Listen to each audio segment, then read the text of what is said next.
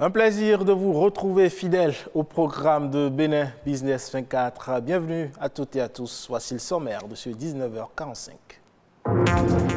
Les logements sociaux de la nouvelle cité de Rouedo dans la commune d'Abomey-Calavi prennent corps de jour en jour. Sur plus de 10 000 logements prévus, 3 035 sont pratiquement achevés avec tout le confort attendu. Constat de l'évolution des travaux. Commercialisés dans des emballages aux couleurs vives, les cubes de bouillon sont souvent utilisés en cuisine pour servir des austers de goût. Or, les risques courus en consommant ces petits cubes sont nombreux. Enfin, l'accès à Internet ne relève plus aujourd'hui du confort. C'est un droit humain fondamental selon l'ONU, un droit pourtant sans cesse violé. On en parle dans un instant.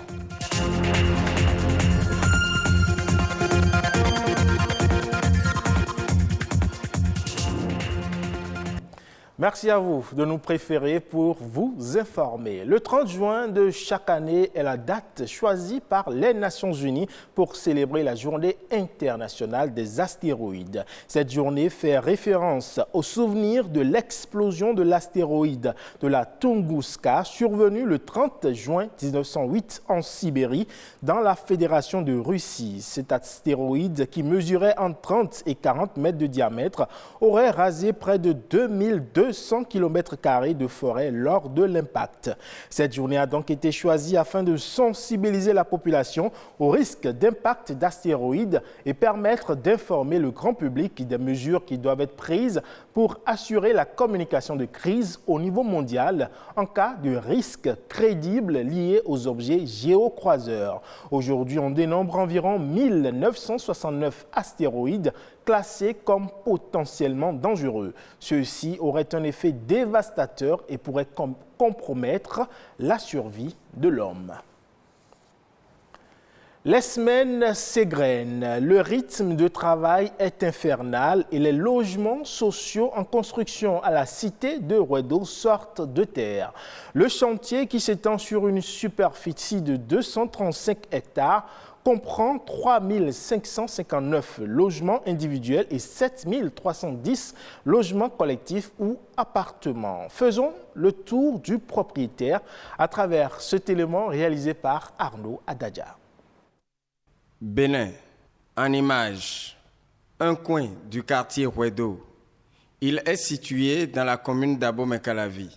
De part et d'autre s'observe sur un immense chantier l'érection à grande échelle de bâtiments spéciaux. Il s'agit d'un vaste espace sur lequel 3500 personnes travaillent jour et nuit pour satisfaire aux offres inexistantes dans le pays de logement face aux demandes de plus en plus persistantes. Il faut pouvoir aller très vite et avoir des modèles standards. Ils sont architectes, ouvriers et équipes de l'entreprise ayant en charge l'exécution de ce gros œuvre. Quand nous parlons de réhabilitation, c'est tout ce qui concerne l'assainissement, c'est l'amener de la route, c'est aussi l'amener d'eau, de l'électricité, de la fibre optique. Donc au bout de chacune des parcelles, des îlots, nous avons tout fait par là. La fibre optique enterrée par là. Et nous avons l'éclairage public aussi. Avec 250 milliards d'investissements issus d'un programme national et entièrement financé par l'État sur ses fonds propres, il s'agit là de la concrétisation progressive du programme de construction de 20 000 logements spéciaux pour soulager les populations. Certains lots de chantier dotés de toutes les commodités sont prêts à l'usage et les premiers preneurs se bousculent à la porte. Déjà par rapport aux conditions d'accès, l'État béninois a pris sur lui les charges pour permettre aux clients d'intégrer les chambres sans avoir à déposer des dépôts de garantie, contrairement à ce qui se passe d'habitude dans les autres pays. Et aujourd'hui, il est presque impossible de faire la cuisine sans y avoir recours. Il s'agit des cubes bouillons très prisé par les restauratrices, les cuisiniers et même les bonnes dames. Or, sa consommation expose à de nombreuses maladies cardiovasculaires. Pourquoi donc les cubes bouillons sont-ils un danger pour la santé? Élément de réponse dans ce reportage réalisé par Soraïda Lessiwe, Arnaud Havana, présenté ici par Héloïse Winator.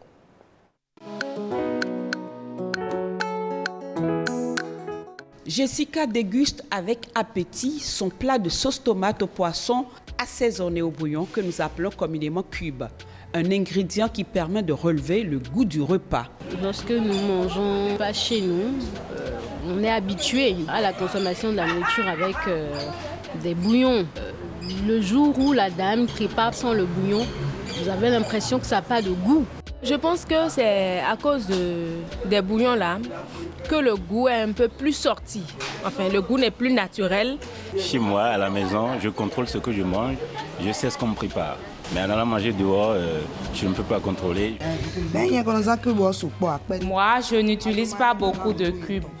Honnêtement, c'est l'oignon qui domine ma cuisine.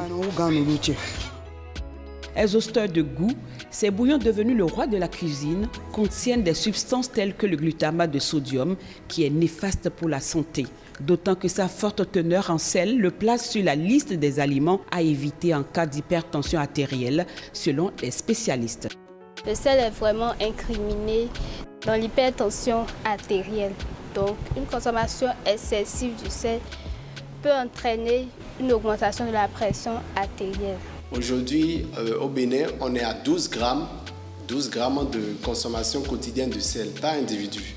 Alors que l'Organisation mondiale de la santé nous recommande de prendre maximum 5 grammes de sel par jour. La forte consommation des bouillons contribue à cette élévation de consommation de sel qu'on a dans nos ménages. Ces additifs colorés, en apparence inoffensifs, peuvent en réalité être cancérigènes. Pas question donc d'en abuser, de les mettre dans toutes les soupes et sauces. Il existe des ingrédients naturels qui peuvent jouer le rôle de substitution pour le plaisir des papilles gustatives. Il faut par exemple utiliser les poissons, les petits frettins moulus. Il faut également utiliser les épices fraîches.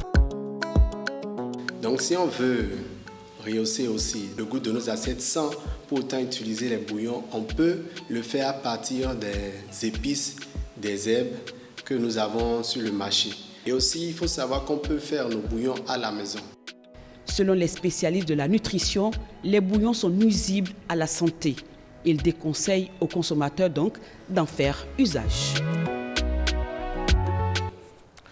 Savez-vous qu'Internet est aujourd'hui un droit humain fondamental pour tous les citoyens et partout sur la planète? Mais malheureusement, ce droit est très souvent bafoué. On estime par exemple qu'en 2016, plus de 50 coupures délibérées d'Internet ont eu lieu dans le monde. Une censure qui apparemment n'a pas comme conséquence que la privation de la liberté d'expression. Plus de précision à travers cet élément. C'est en 2008 que Reporters sans frontières décide de faire du 12 mars une journée contre la censure sur Internet.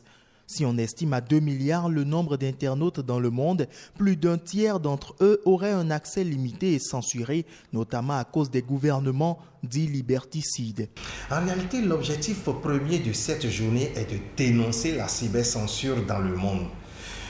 Celle qui empêche les citoyens d'accéder à Internet ou qui muselle la parole en ligne. Vous comprenez que aujourd'hui le contrôle d'Internet par les organisations gouvernementales ne cesse de croître et la répression des internautes et en particulier des blogueurs peut se faire de manière aujourd'hui particulièrement violente. La censure sur Internet, c'est généralement le blocage de plusieurs réseaux sociaux ou même des sites d'information qu'on coupe partiellement, peut-être en un moment ou bien même pour un long moment, ou c'est la coupure totale. Surveillance des internautes, arrestations, harcèlement, blocage de sites ou lois privatives de liberté sont autant d'actes de censure pris par des États pour empêcher les citoyens d'accéder à Internet.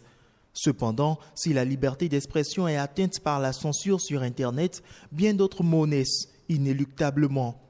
La journée éveille la conscience des gouvernants pour montrer que couper l'Internet partiellement ou totalement, que c'est un gâchis pour le développement du pays. Sur Internet, on n'a pas que des cyberactivistes, on n'a pas que des webactivistes, on a aussi des e-commerçants. On a beaucoup de personnes qui communiquent par les réseaux sociaux pour prendre des nouvelles de quelqu'un. Observez que quand on coupe la connexion Internet, c'est que quelqu'un qui a un site de e-commerce ne pourra pas vendre. Donc cela agit énormément, tant sur les individus que sur l'économie et même sur le social. Donc la coupure de l'Internet est à déconseiller. Face à la globalisation et les nouveaux métiers qui voient aujourd'hui le jour grâce au numérique, l'accès à Internet facilite l'exercice et la jouissance de nombreux droits et libertés et est surtout essentiel à la réalisation totale du développement humain. Hors de nos frontières, les frontières béninoises, on fait un tour d'horizon des sujets au plan international. C'est Eco Inter.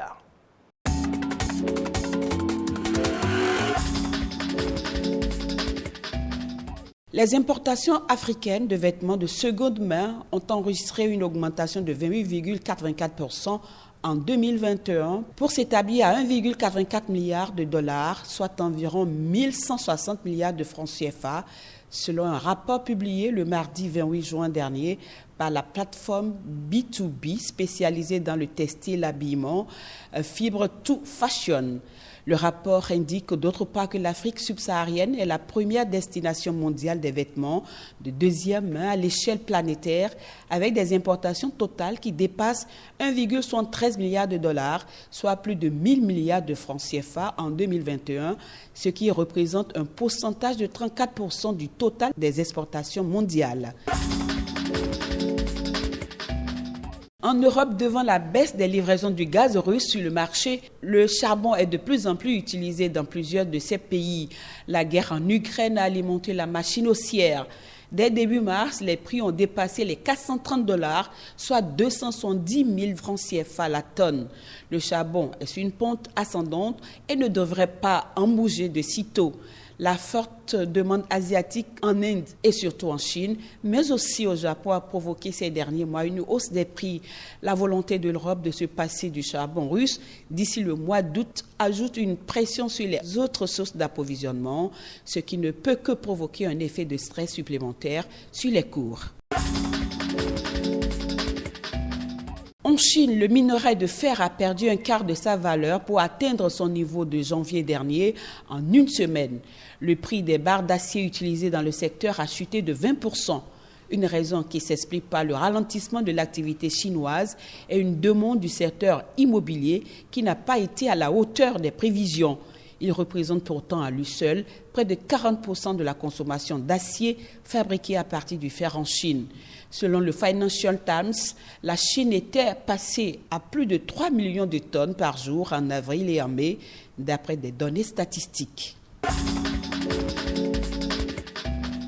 Ça n'arrive pas souvent, c'est un grand honneur.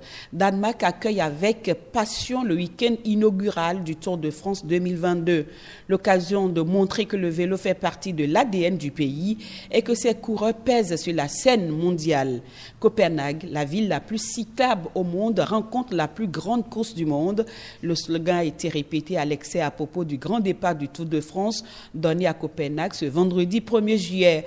Le Danemark représente une terre historique de vélo, ce qui suscite l'enthousiasme parmi les coureurs professionnels locaux. La 109e édition de la compétition présente un parcours de 374 km au Danemark.